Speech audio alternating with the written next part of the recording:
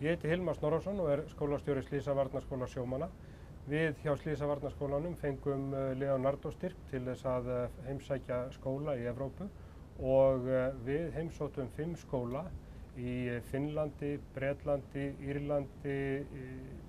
Spáni og Noregi og skólarnir sem við fórum að heimsækja voru sambærilegi skólar og við erum að reka hér.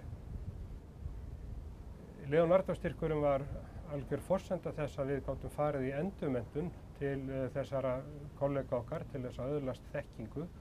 og koma henni hér inn í okkar kennslu, einnig að miðla til kollega okkar okkar reynslu og okkar kunnáttu, þannig að þetta var sameiginlegur styrkur fyrir báða aðila.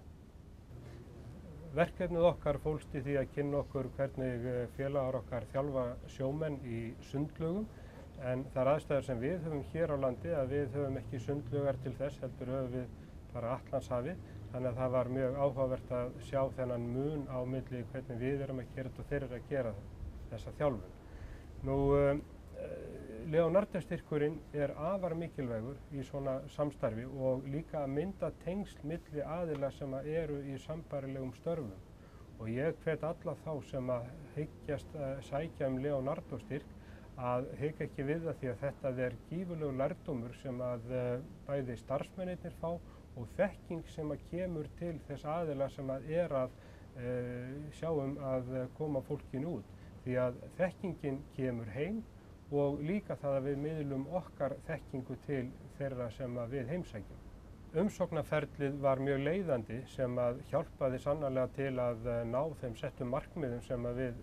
ætluðum okkur að ná með mannskiptaverkefnunum og ég ráðlegg öllum þeim sem að ætla að sækja Leonardo mannskiptaverkefni að undirvinna mjög vel því að það borgar sig bæði fyrir þá aðila sem að fara út og undirbúningu fyrir þá